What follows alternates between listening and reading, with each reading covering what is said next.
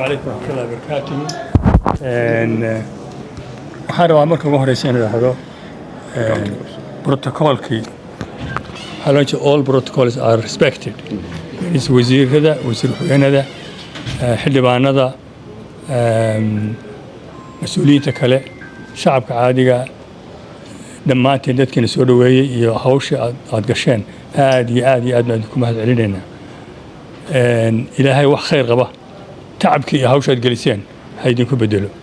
وحاولنا هاي تيم كصعدة قولها وكيلة ويبري وجدوا نحويا وسفر شغل أو كوبان وأنا دون إنه الله سمينه شغل سمينه أما حرير سمينه دمال لامها دولة فترة الصومالية سيانو حوتشنو حرير كده حي وشغلت كده حيسا dowladda waqooyi bari gaar ahaan baarlamaanka iyo dowladda federaalka Soomaaliya saad la socotaan dowladda waqooyi bari waa dowlad cusub oo ku soo biirtay dowladda federaalka Soomaaliya kana timid rabitaanka shacabka deegaanka ku nool deegaankaas iyo shacabka ku nool waa dhulkii la oran jiray Sool Sanaag iyo Cayn saad la socotaan rabitaankaas waxa lagu xaqiijiyay shirweyne lagu qabtay bilihii July iyo August oo ay ka soo qeyb galeen ilaa 470 ergo oo ka kala socda mujtamaca oo dhan deegaanada oo dhan ka kala socda halkaas oo lagu doortay golo baarlamaan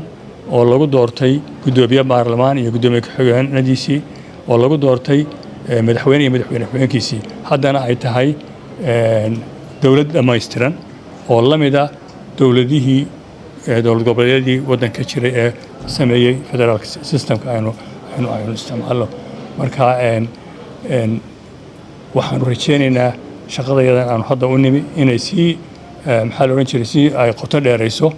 wada shaqaynta ka dhexeeya maamul goboleedka iyo dowladda federaalka gaar ahaan baarlamaanka waa idiin mahad celinaa dhammaantiin waa ognahay waqti adag baan kusoo beegano madaxweyne baa imanayo arrimaha oo dhamaa waa inaga haysta marka aad iyo aad mahadsantihiin khayr baa idin rajeynayaa. Assalaamu calaykum waraxmatullaahi wabarakaatuh.